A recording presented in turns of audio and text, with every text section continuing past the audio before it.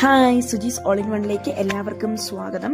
അപ്പോൾ ഇന്ന് ഞാൻ കുറേ ദിവസം മുമ്പ് ഒരു ഇന്റർവ്യൂ കണ്ടായിരുന്നു കേട്ടോ. നമ്മുടെ ആക്ടർ ജോജുവിന്റെ ഇന്റർവ്യൂ ആണ്. അപ്പോൾ അതിൽ അദ്ദേഹത്തിന് ഏറ്റവും ഇഷ്ടമുള്ള ഫുഡ് എന്ന് പറയുന്നത് നമ്മുടെ ആവി കയറ്റിയെടുത്ത ബ്രെഡും പിന്നെ സ്റ്റൂ ആണ് പറയുന്നത്, ബീഫ് സ്റ്റൂവും. അപ്പോൾ ഞാൻ അതൊന്ന് ട്രൈ ചെയ്ത് കൊടുക്കണം കുറേ ദിവസം കൊണ്ട് വിചാരിക്കും. അപ്പോൾ എല്ലാവർക്കും നമ്മുടെ വീട്ടിൽ എല്ലാവർക്കും ആഗ്രഹമുണ്ട് കേട്ടോ. പ്രത്യേകിച്ച് ഇച്ച ഇന്നലെ തൊട്ടേ പറഞ്ഞുകൊണ്ടിരിക്കുക അതൊന്ന് ഉണ്ടാക്കി വെക്കുന്നത്. പക്ഷേ ഇവിടെ നമുക്ക് ബീഫ് അവൈലബിൾ അല്ല, അതുകൊണ്ട് ചിക്കൻ വെച്ച് അഡ്ജസ്റ്റ് ചെയ്യാമെന്ന് വിചാരിച്ചു. അങ്ങനെയാണ് ഞാൻ ഈ റെസിപ്പി ഉണ്ടാക്കുന്നത് കേട്ടോ.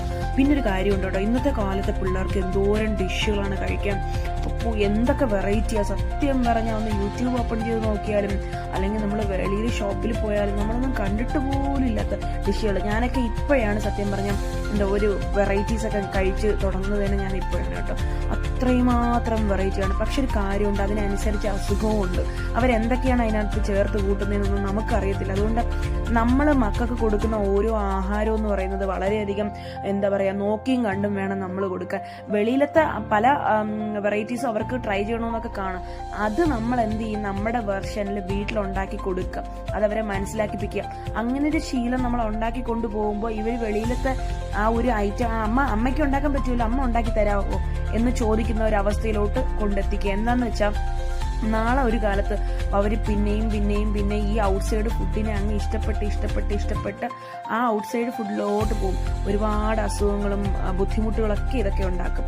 സോ നമ്മൾ പരമാവധി നമ്മുടെ കുഞ്ഞുങ്ങൾക്ക് വീട്ടിൽ തന്നെ നമ്മളെ കൊണ്ട് കഴിയുന്ന രീതിയിൽ ആഹാരം ഉണ്ടാക്കി കൊടുക്കുക, അതിന് നല്ലത് കേട്ടോ. പിന്നെ ഇവിടെ തേങ്ങയ്ക്ക് ഭയങ്കര വില കൂടുതലാണ്. ഒരു തേങ്ങയൊക്കെ 70 രൂപയും 60 രൂപയൊക്കെയാണ്. അപ്പം ഞാൻ ഫുൾ തേങ്ങ അരച്ച് ചേർത്തിട്ടുണ്ട്.